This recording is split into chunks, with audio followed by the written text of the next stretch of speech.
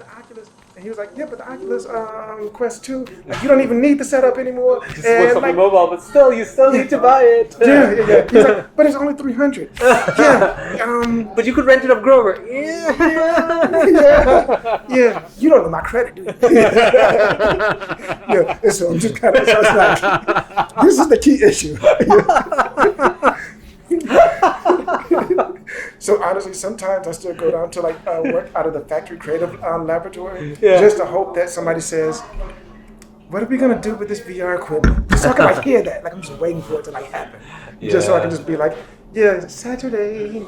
Well, that's a good point. I think they just I think they got some new stuff in, and it's because they have the artists in residence and they're working on stuff and they're creating installations with this stuff, so it's in use. But maybe at some point there's equipment there that's just sitting around, and maybe it makes sense to open it up to more people because that's the one thing I hate about VR. Oh yeah. Oh, actually, can you see if they can cut off the AC for me? Oh, appreciate it, man. Appreciate it. It's one thing I hate about all this VR stuff. That I've been working on. I'm actively against anything that leads to a headset. It's just like I just feel it's so limiting. I mean, don't get me wrong. I've experienced some amazing headset musical experiences with headsets, musical performance with headsets, but that's just so rare. It's just like one startup that did it. It's just like, and they're now leading the way with something that's much more accessible than just watching the browser. But I think that's the thing. Who was it? That's the Wave. The Wave. That's the Wave. Yeah, that's the name of the. If you look at their early shows, they were all in on VR concepts, like wearing a headset, being in a space with other people and DJs and everything. It was really cool, but it was just difficult for a lot of people to get into it because you need the headset to get in, and you need a high-end headset. Yeah. And so it didn't really work out to go in that direction.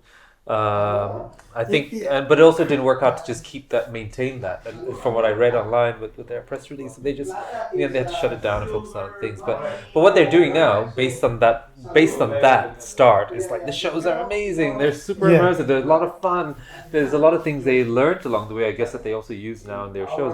But people coming from that domain, working with VR design and games and things like that, for them it's like, because it's such an immersive, amazing experience when you put on a headset and you're watching something good.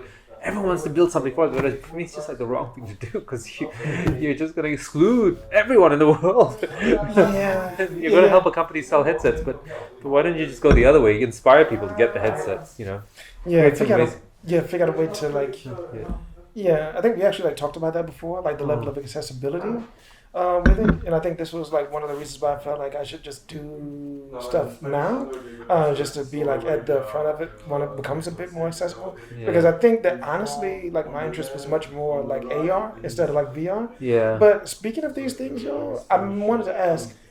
Okay, I'm sorry I missed the Beatport thing with Panpot. How did y'all feel about that? Also, I meant to ask too, because I was like super curious about it when I saw it. I was like, this is actually like cool. And then I went and kind of like compared it to like other like virtual like dance events. And I think I saw one on Decentraland. I shouldn't be laughing about this. They're doing good work, They're doing the I mean, it's okay. I should laugh about this because everything starts out really stupid and then it just takes off. And it's amazing. And I'm the one who's getting laughed at. You got to embrace that though. But the thing is with Decentraland, Somnium, and all these spaces, the one thing there is a barrier to entry, and I think a lot of people don't like to talk about this or in the crypto state. It's crypto. It's just like, you need crypto to get in.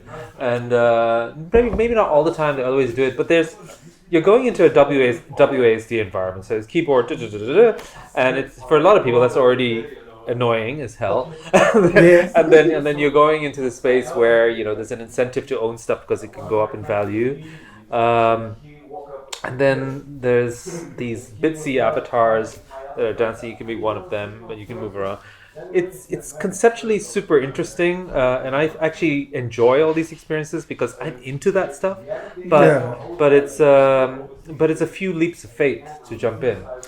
Yeah, no, this is true. Like, to be honest, there was definitely a period of like a good 6 months where there were certain things that I didn't do like that. Yeah. just because of having to pay for like gas costs.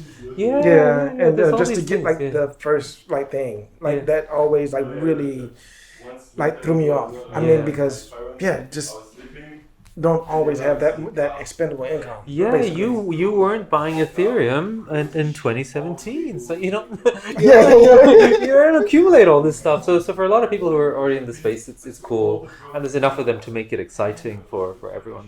But I think the what we were trying to achieve with that show, I call it proof of concept, was that we could achieve two things. One is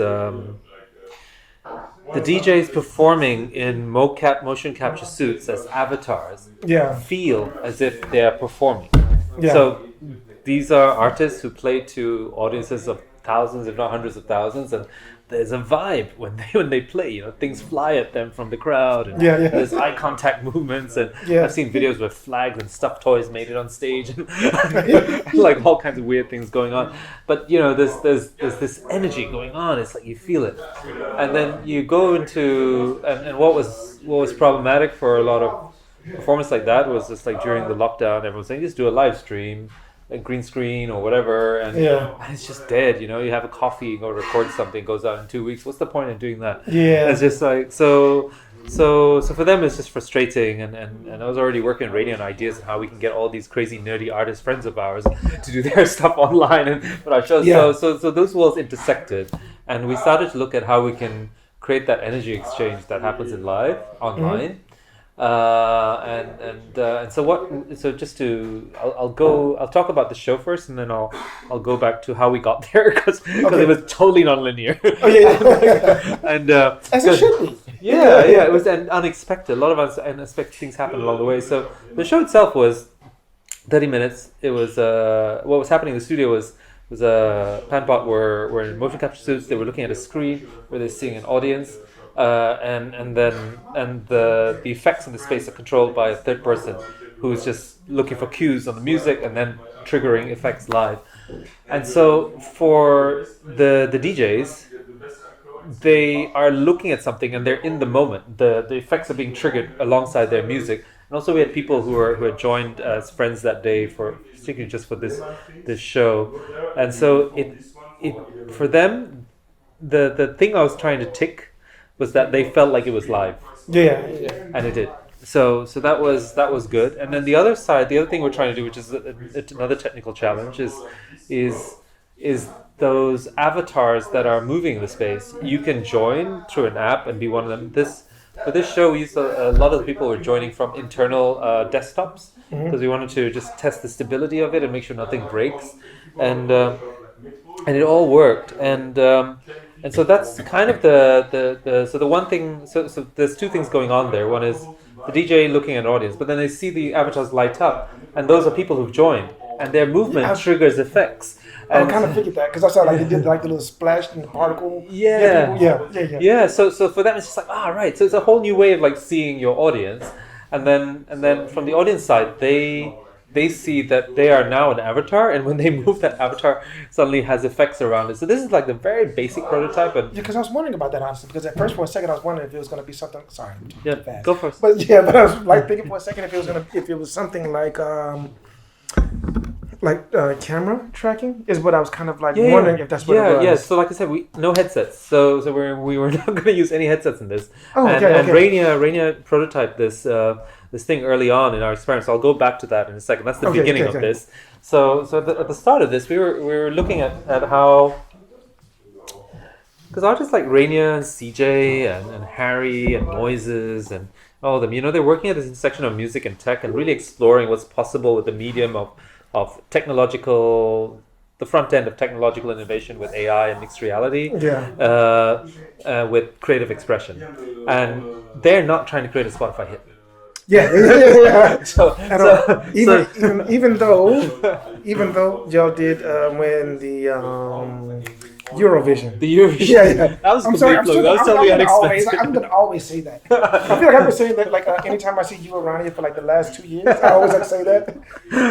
That was just nuts. That was just totally unexpected. That was like, I mean, that thing got a lot of listens and a lot of views. I wouldn't call it a Spotify hit, but it was definitely a hit with the music tech community, and like everyone loved it, from the Google Magenta team to the TikTok R&D folks, and but so the idea was like, these are artists who are not trying, at least what was going on in my mind is like, they're not trying to get a Spotify hit, and I want to figure out how we monetize what they do in a way that's meaningful to the art they're creating. And I just thought, what if we just did online shows where we took all this XR stuff and created really cool visuals, maybe created an AI generative radio on Twitch or something based on, really push these mediums.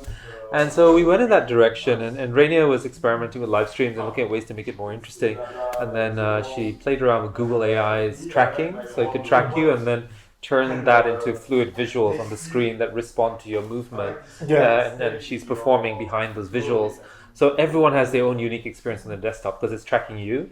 Yeah. And that's where this started. And then we thought, okay, well, what if we use that concept in a virtual environment where instead of having headsets, we track that people are there and we trigger effects. They can trigger effects that we call energy through their movement, or so it's the camera on the laptop that's picking them up, or we use the accelerometer to create a whole bunch of other things as well. So we went in that direction to say, what can we use to capture this concept of energy from someone enjoying a show. And in this case, it was motion. We focused a lot on motion. It's just like the first pass. That's what we thought made the most sense. So you're dancing, it's music, because that's what happens when I put on the headsets. When I listen to the first live stream or from Watergate, the first thing that was happening was I was starting to switch off from the visuals, but the music was getting in my head and I wanted to move. But I was plugged in. It was like late at night in the house. I didn't want to wake anyone up. But I was watching this, and Rainier was on the chat with me, and I was like, "Man, the music's cool. We're really getting into it." Yeah. And it's like, but that's the thing. It's just like the DJs performing inside there don't know you're experiencing this. Yeah. And so that was kind of like the framing of what we're trying to work towards. A way for someone who's having a good time at home to transfer that energy into a show so that the DJ can see it, and then you get that feedback loop. The DJ knows, there's people here and they're enjoying it. Yeah. And so that's the proof of concept that we came up with on the... No, I think that's definitely cool, because that was one of the things I was surprised to hear people say. Yeah. I definitely heard like a couple of people say that they would actually cut on like the live streams and like dance in their living room. Yeah. And then just kind of like, and it's kind of like, that's actually like, cool. But but when you don't have like that sort of feedback, that feedback is very important. Yeah. Like I'm not even a DJ, like at all. Like, and I know that me playing music at home is different than when I'm just sitting over here and do it. Like, I don't know what it is. It's just something like about it. Like And I think we always kind of expected that people would move away from the screen and probably be a bunch of people at home or something like that.